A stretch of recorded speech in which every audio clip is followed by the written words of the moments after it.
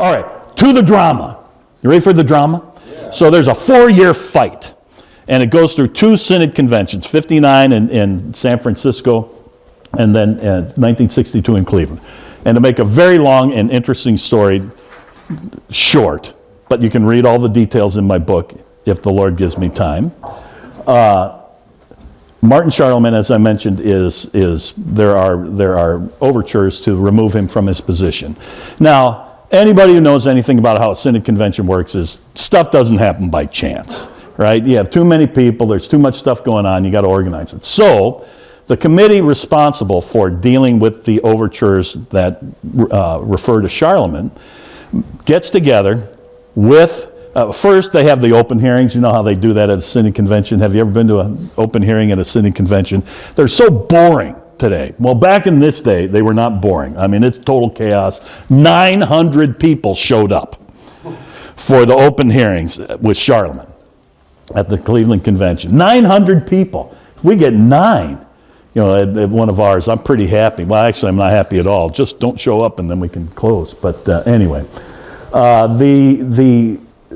so you go through the open hearings. You actually have a presidential election that occurs because Benken is not running. He's not allowing his name to stand. You get a new president, Oliver Harms, who, ironically enough, is the pastor of Trinity. Well, previous pastor of Trinity Lutheran in Houston. So you have 2 presidents in a row in the Missouri Synod who had been pastor of Trinity Lutheran Church in Houston, Texas.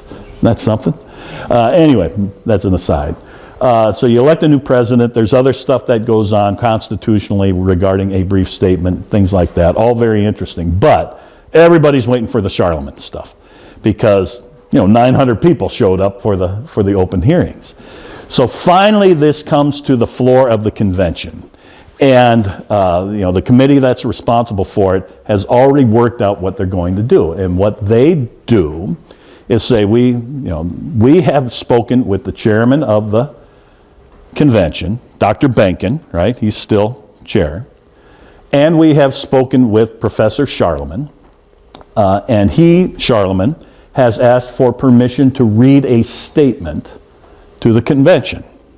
And we would like, they'd say to the chair, who is already in on this, would you give permission for that? Well, of course, he says yes. And Charlemagne stands up and reads a statement. Probably took about 7-8 minutes, something like that. It's not super long, but it's not super short either. Do I have it here? Pay no attention to that man behind. There it is. So starts there on the right-hand column of the left-hand page and goes through about half on the right-hand column on the right-hand page.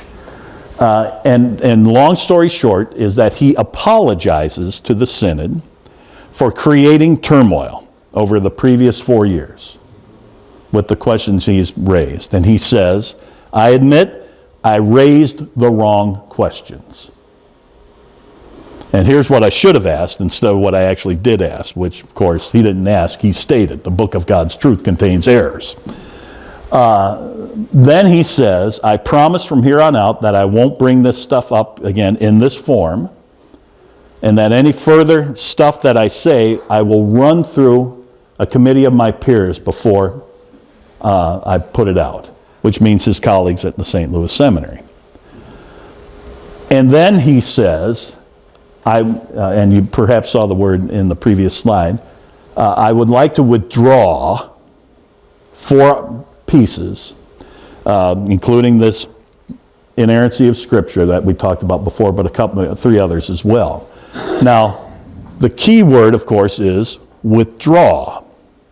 He does not retract. He does not recant. He does not correct. He withdraws them as statements for public discussion. And for the remainder of his life, whenever anybody tries to bring this stuff up, he says, withdrawn.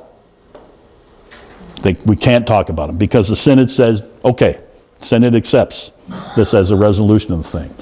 And the Synod absolves him, forgives him for having created the turmoil that resulted from the papers, and then they move on. Well, that's kind of the nice version of the story, but of course it's a Synod convention, so there's more, right? As Paul Harvey would say, You want to hear the rest of the story. So the rest of the story is, it doesn't all happen compressed like that. It goes on for the better part of a day. So he reads a statement, and then the folks start to have conversation about it. They quickly run out of time that's scheduled for this particular committee. Folks want to do what at that point? Let's extend the time. We have too much business to do. We'll come back to it later. Right? So they don't get back to it till that evening. In the meantime, the academic dean of Concordia Seminary, St. Louis, a guy by the name of Arthur Repp, R-E-P-P, he is standing on the dais. And as soon as Martin Charlemagne finishes reading the statement, he perp walks him off the stage. You know, perpetrator walk, you've seen that, right? He grabs him and walks him off the stage, takes him out to a waiting cab, puts him in the cab, tells the cab driver, do not stop, drive to the airport, and make sure this guy gets on the airplane and doesn't talk to anybody.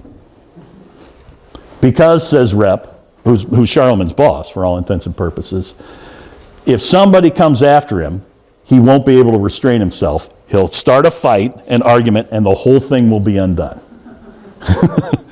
And I mean, that's Rep's reading of this, and I think it's probably a pretty fair reading of it. Sounds like a Trump-Zelensky. Yeah, right. Yeah, exactly. You need somebody there. Instead, Vance poured gas on the fire, right? Anyway, so I mean, you see that kind of stuff, and they're trying to manage the situation, and the best way to manage it is to get Martin Charlemagne out of the picture, because otherwise, he can't stop himself. In fact, there's a history here. He had moments when he just can't restrain himself. And it gets to the point where the president and academic dean of the St. Louis Seminary say to him, you may not mail any letters without our approval. Wow. Yeah. And they've come to a little bit of an agreement in late 1961. And this layman from Missouri writes to him and says, does this mean you've changed your false position? Have you given up your false doctrine? You know, when did you stop beating your wife? And and Charlemagne can't restrain himself, writes this guy a letter, and I taught nothing false, and just boom, boom, boom, boom, boom, boom, like this. And the guy gets the letter, shares it with everybody, right? Because that's kind of evangelism. And in the Missouri Synod, we may not share the gospel, but we share gossip, and sends this thing out, and it ends up being printed in a journal. The letter, a private letter, ends up being printed in a journal. This is unethical. Yeah, I know, it's hard to believe, and it's a bunch of conservatives that do this. It's way out of line. So, I mean, they've told him, you can't do that. He does it anyway, and that's why Rep just grabs him and says, you're not going anywhere. You're going with me into the car and onto the plane and back to St. Louis. And by the time you land in St. Louis, hopefully the convention will have sealed this deal. And then once you seal that deal, once they take a vote, right, it's passed, you only have 24 hours to bring it back up, and he's in St. Louis. You're not going to get him back in 24 hours. You can't do a Zoom call in 1962. So I mean, it's high drama at this thing, and it's resolved. People are unhappy. One of the most unhappy people is a young man who's serving a Missouri Synod congregation. He's ordained, but hasn't been certified by the LCMS. There's a guy by the name of Herman Otten. And Herman Otten, yeah. And Herman Otten says, he's beside himself with frustration at the way this thing is played out, and says, we've got to do something about this. He has no way within the convention. He's not a member of the Synod. He never is, because he's not on the clergy roster of the LCMS from the time he's finished the seminary till the time he dies in whatever year that was, 2019? Is that right? Yeah, spring of 2019. Anyway, what are you going to do if you feel your voice hasn't been heard? You start a newspaper or a newsletter first. That's right. The penny dropped, huh? It's called Lutheran News first, and then after 1968, it's called Christian News. Yeah. Question? What role did Rep have in developing the faculty? All kinds of. Because he was protecting what he had. Oh yeah, absolutely. Yep, he and the president, Alfred Führerbringer, are very purposeful in the way they develop the faculty. Yep. So then, I mean, you end up, so here you are in 1962. We're getting closer. 1962, and you have a very, very conflicted Synod Convention that some folks see as a great event. You know, we saved Charlemagne. You know, it's a little embarrassing, but we saved him. He's still teaching. You know, the conservatives weren't successful in this. And I think, no, he didn't write this. He wrote a different one. One interpretation of the events is to call it a turning point for the Missouri Synod. And this is the actual editorial from the Lutheran Witness a little more than a month after the convention. And essentially it says, we've turned the corner. There's no going back. There's no going back. And on the other side of things, you have mimeographed newsletters coming out of New Haven, Missouri, that say there's still time. Now, it's not the only piece. Lutheran News, later Christian News, from Hermannatten isn't the only piece. There's also a group that's been active since, actually the year prior, since the spring of 1961, called the State of the Church Conference, or the State of the Church Movement. And they've held a conference. First one's in Detroit, if I'm not mistaken. I always get them mixed up. First one's in Detroit, and then in the spring of 1962, right before the convention in Cleveland, there's one held in Milwaukee. Anybody go? Nobody went here. And they're very conservative. And they're saying we need to organize ourselves as a group to turn the tide in the Missouri Synod. If these guys think it's a turning point, we're ready to turn things back. And so you have, which is all to say, by 1962, you have clearly defined oppositional groups within the LCMS. Now, the majority of people have no clue what's going on and don't care because we're still growing, right? Still growing like crazy. But you have two well-defined groups. And one's pushing things as hard as they can, and the other is trying to find a way to turn things around. Now, I'm going to go real fast before lunch to get us to 1969 so we can actually wrap this thing up after lunch. You have two Synod conventions that occur in the meantime, and it's going to be weird. We decide in 1962, is it 2 or 5? Anyway, we always have 3-year conventions in the Missouri Synod unless there's COVID, right? And we had a 4-year cycle. No. In 1965, we change our convention cycle. And we start having, I cannot imagine this, we start having conventions every 2 years.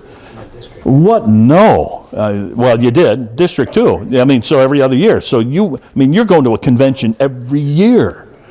I mean, what's the Luther hymn? My life became a living hell. Yeah. I have no patience for these things. None at all. I like action, not conventions. All right. Anyway, so we switched to a 2-year cycle for conventions in 1965. But we changed the election of the president to every 4 years. All right? So, new president in 1962, Oliver Harms, and he serves 7 years, which means he is reelected once. Once. He's reelected in 1965, and then serves as chair of the 67 convention, and then is replaced in 1969. When we have the next presidential election. That makes sense? Did what I just say make sense? Okay. I'm not sure it made sense to me, but it looks like y'all are with me. So a relatively short presidency, and only is returned to office one time, which is unusual. He presides over these 3 conventions, namely Detroit in 1965, New York City in 1967, and then Denver in 1969. The major thing of his presidency is to move the Missouri Synod into fellowship with the American Lutheran Church, the ALC. So if you think back to earlier, we started talking to them in 1935, and Harms says we need to carry the ball over the end line. We've been at this 30 years, right? 34 years by the time it's actually enacted.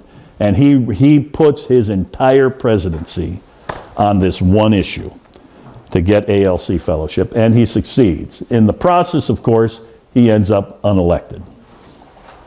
So here's one of Pastor Fisher's points about doing one thing and then doing another within a Synod convention. You just never know with the Missouri Synod. It's always an adventure. That should be our Synod theme. It's always an adventure. And there's some of the dates that we talked a little bit about before.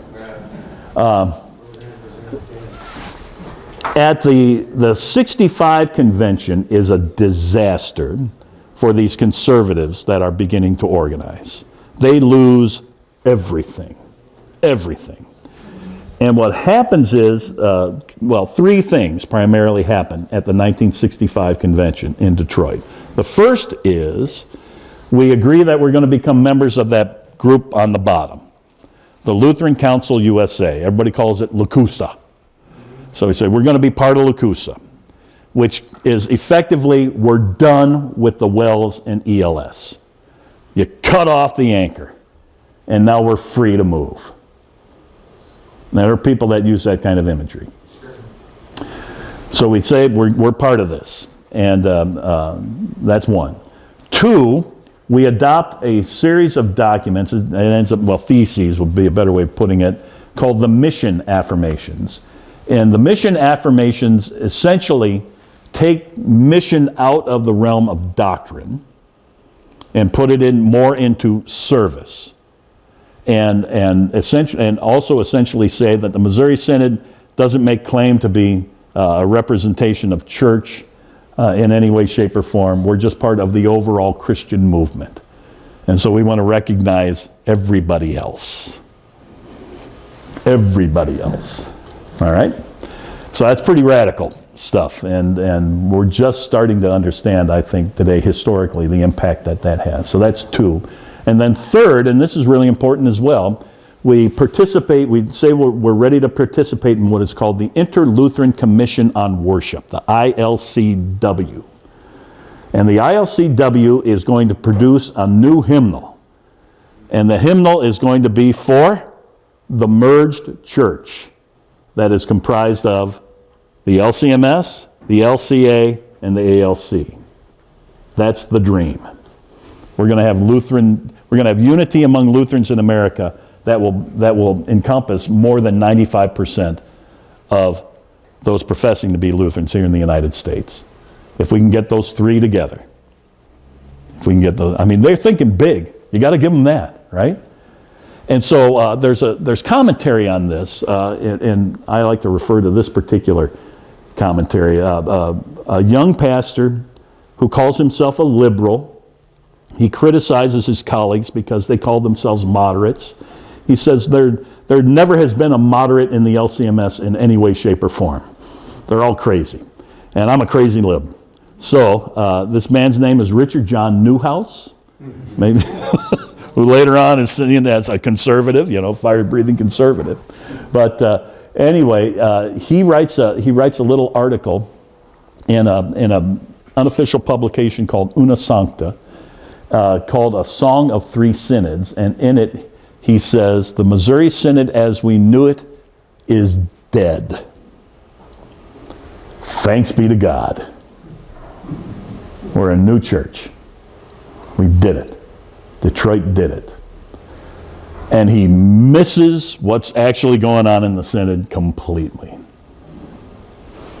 I guess you'd call that an aspirational thought rather than an accurate thought. But so that happens in 65. Newhouse says the Synod is dead. 67, the conservatives begin to organize, and they're successful at getting a number of their candidates elected to positions on various boards in the Synod, like back then college boards, that kind of thing, other synod commissions and boards.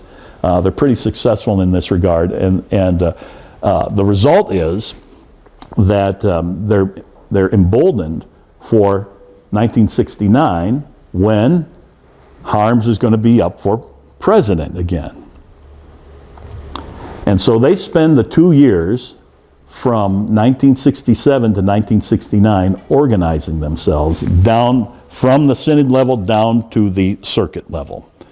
And they know everybody, where everybody stands. Every pastor, every congregation stands in this. And what they find is that there are a lot more conservative, I'm using their language.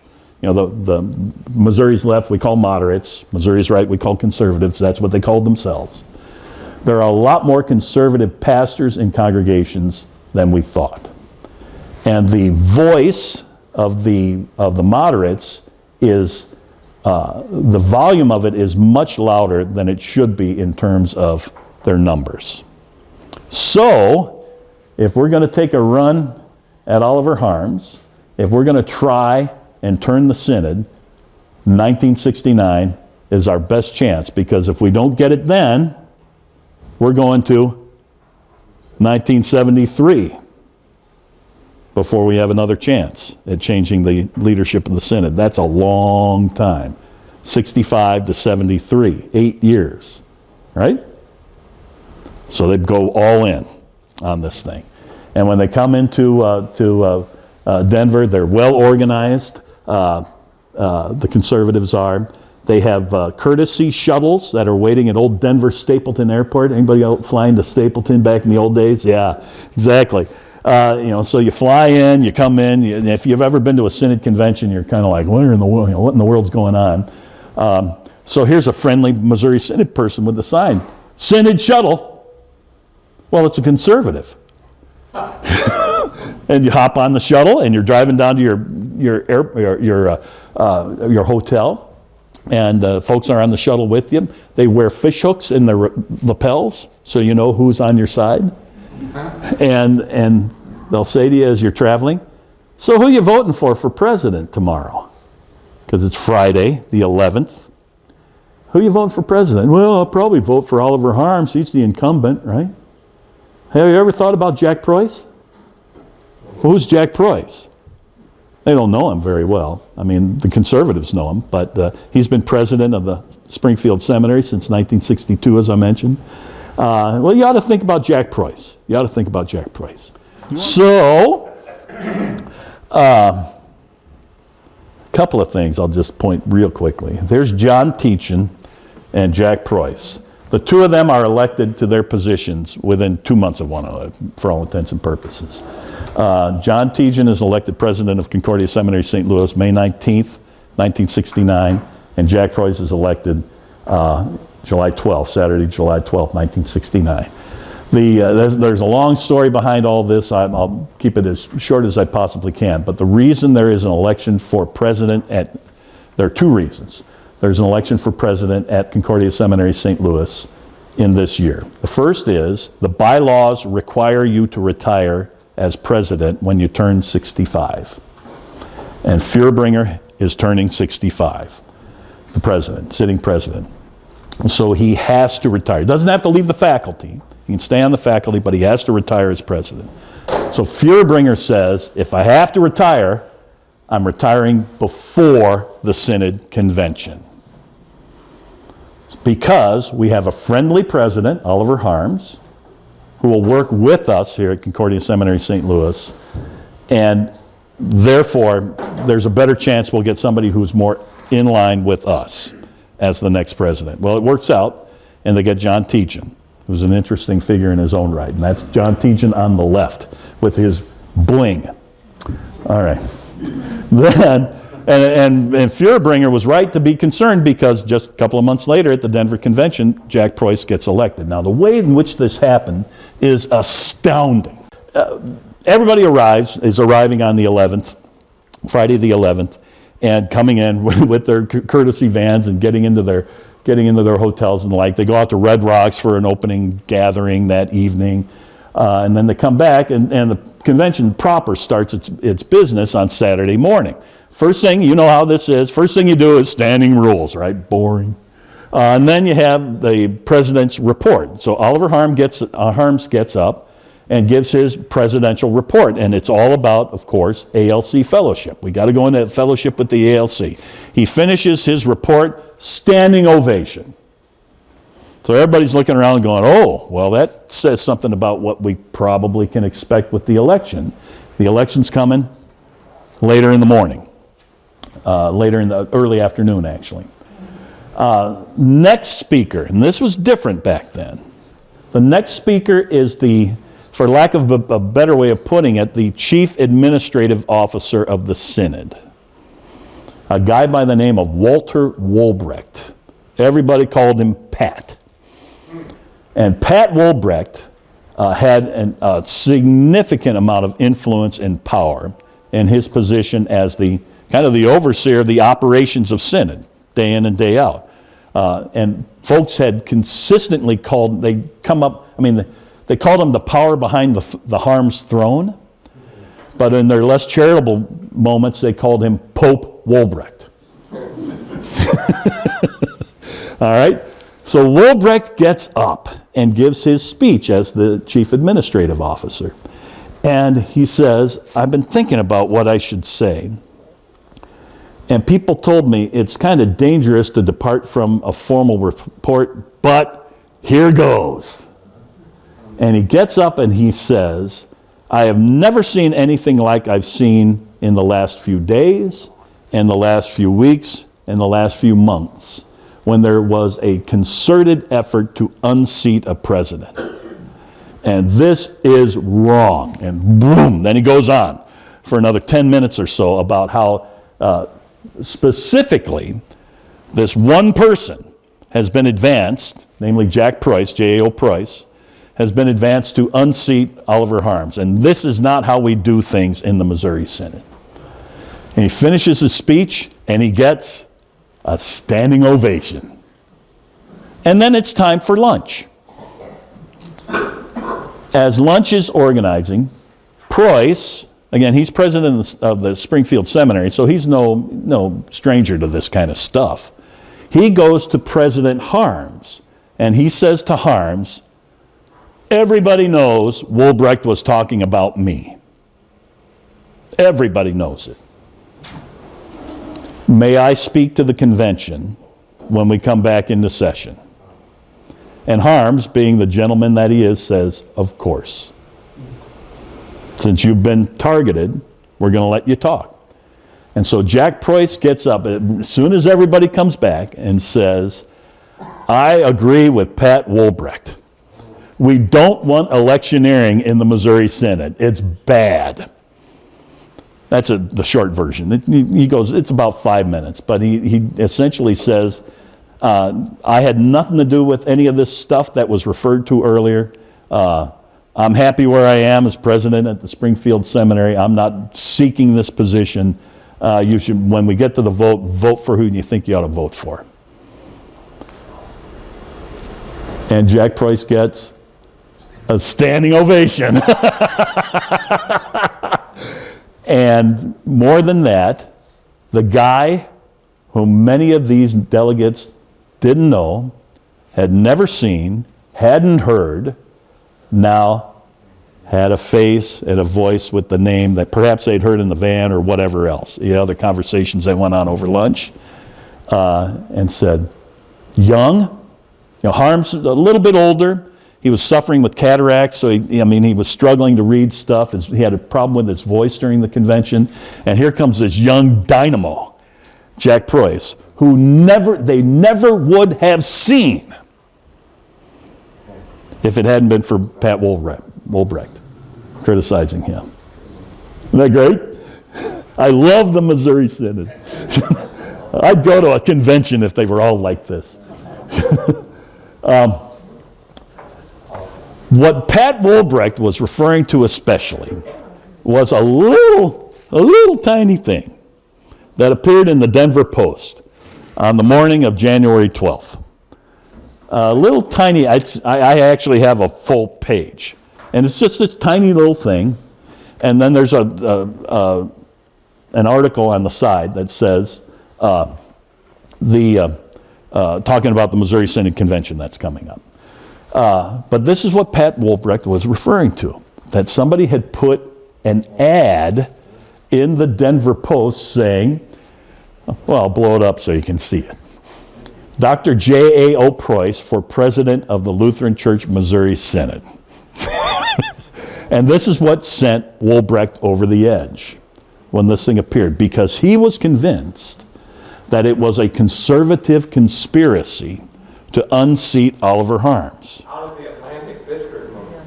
What that? Yeah, well, and you see at the bottom the guy who did it. Yes, he signed his name. 1966 graduate of the Springfield Seminary. What is it? Apollinaris Batiancilla, something like that. His daughter lives up in Green Bay. A couple of grandsons that graduated from our seminary in the last 10 years. And anyway, he thought it would be hilarious to do this. He loved Jack Preuss. He had him as a teacher. He was the president while he was a seminary student. He thought he was the greatest. And he thought, wouldn't it be funny if we put an ad in the newspaper saying vote for Jack Preuss? It'll make people crazy. It'll be a laugh. And so he puts it in, signs his name, and lets it go at that. He's not there. He's not at the convention, as far as I know. Not even there, right? He's out in New Hampshire, and and off the thing goes, out it comes, and what's his name? Wolbrecht calls attention to it. And you can be sure all the people who had never seen this, they heard about it, certainly, and then they're like, well, can I go see this thing? Who's got a copy of this morning's paper? Oh, look at that. That kind of thing. This changes Missouri Synod history right here. This is a turning point, for sure. And totally unscripted, unanticipated. You just can't imagine, because then after the standing ovation for Jack Preuss, what do we do next? We vote for president. And here's how the vote goes.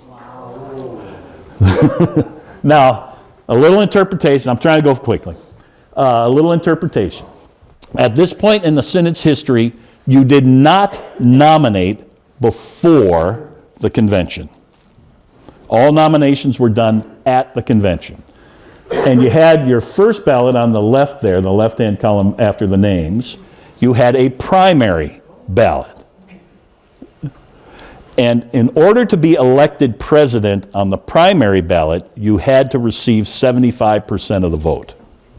Okay? Now that happened more often than you might think in the LCMS previous to this, right? I mean, most of the time it's like, yeah, Walther's running again, I vote for him, and taken care of. And it had happened for Benken on a number of occasions, but not always.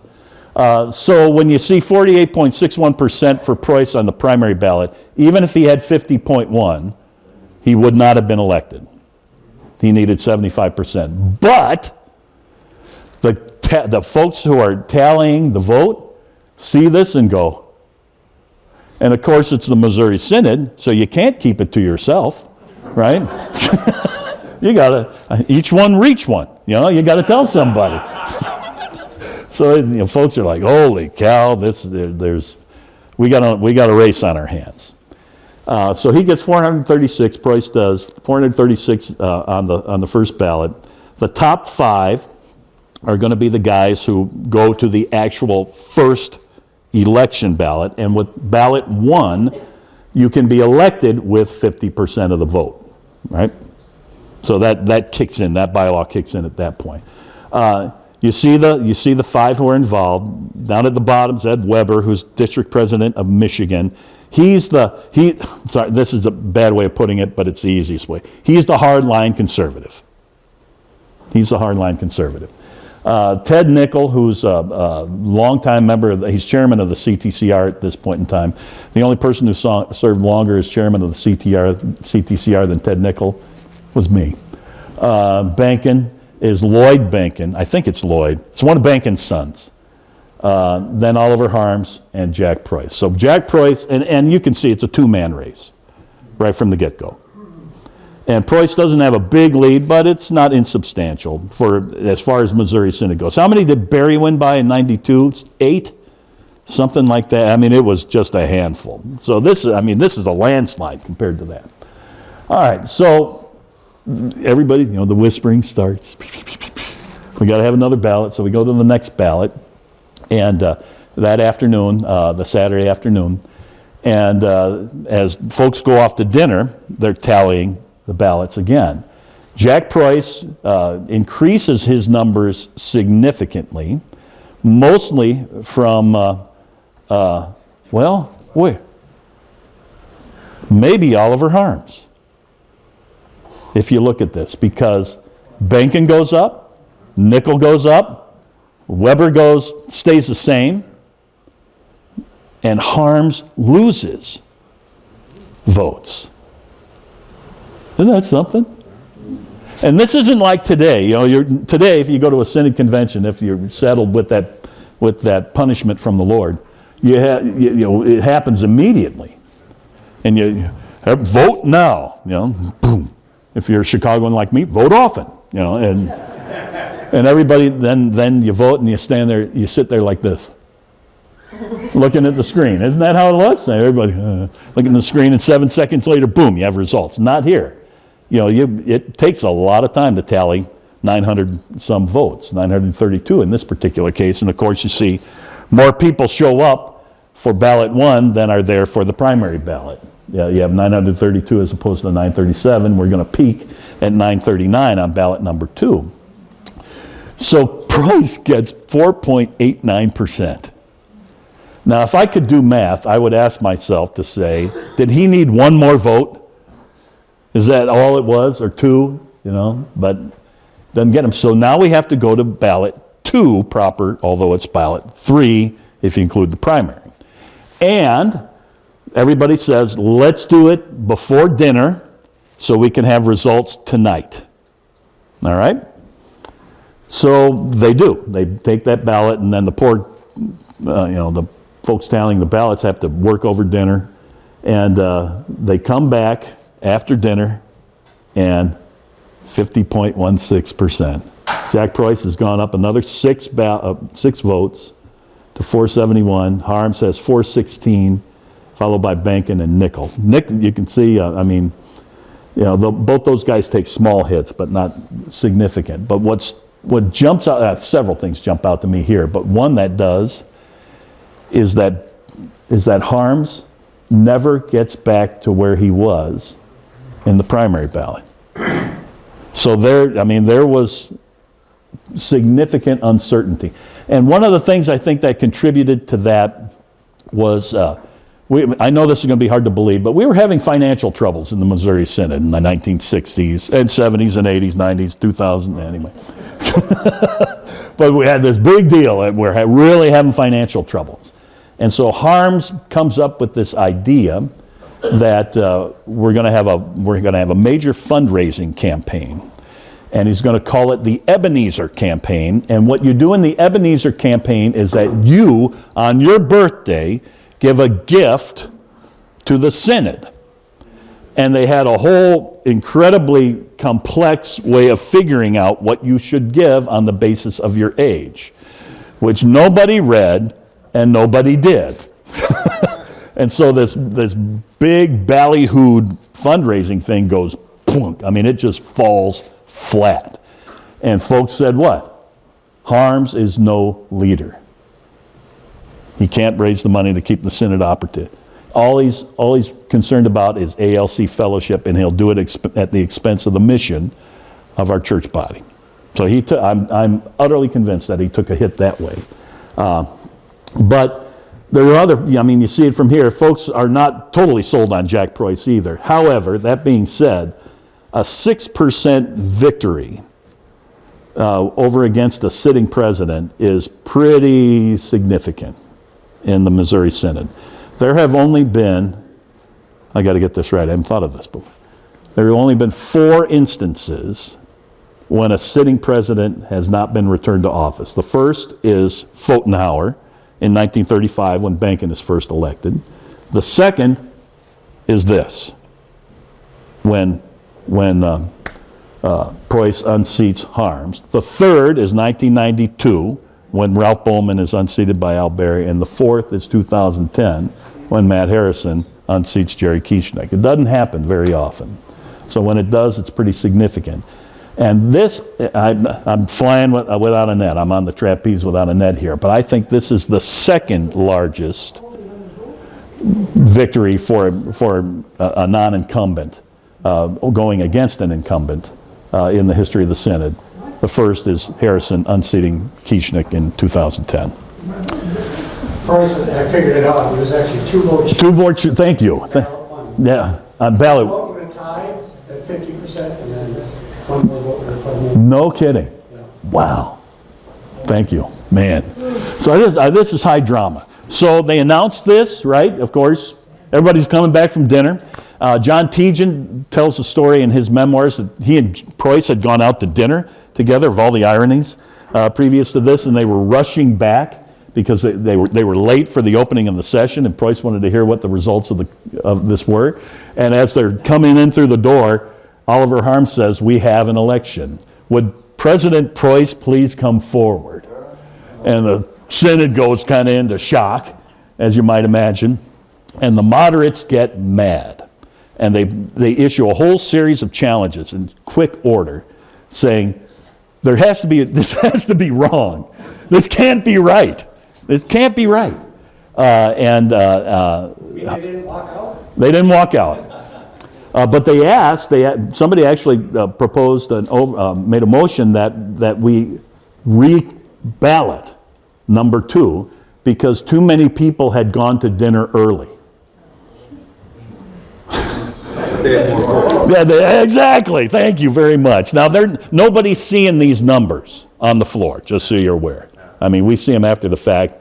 But Harms, to his credit, stands up and says, "No, we have an election.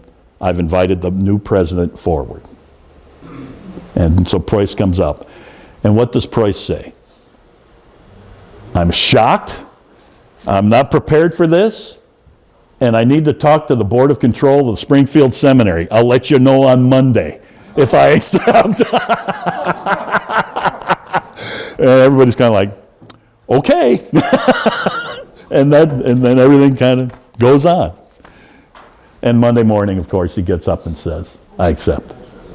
Which means that at the end of the week, on Friday, when the convention closes, he's going to be the president of Synod.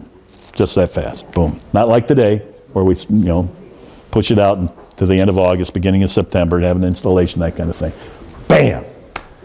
You're it. Isn't that a great story? Did you know that? Your day is worth it, see? Nobody knows this story because what the moderates then always said was, Preuss barely won. Not true. I mean, it's not a huge victory by any sense, in any sense, but there's a substantial number of votes here, and the pattern, especially when you know it, I send it to you, Lance, if you want it. The pattern, if you know it, shows that Harms, it wasn't going to happen. It was highly unlikely that it was going to happen for Harms. Because if Preuss gets even a small portion of Nichols' votes, which was likely, because they were seen as in the same camp, he just runs away with this thing. And that likely would have happened on the next ballot if you had to go to it, but you didn't have to. So this, again, Missouri Synod conventions, you just don't know. And it just turned like that. Any thoughts, questions?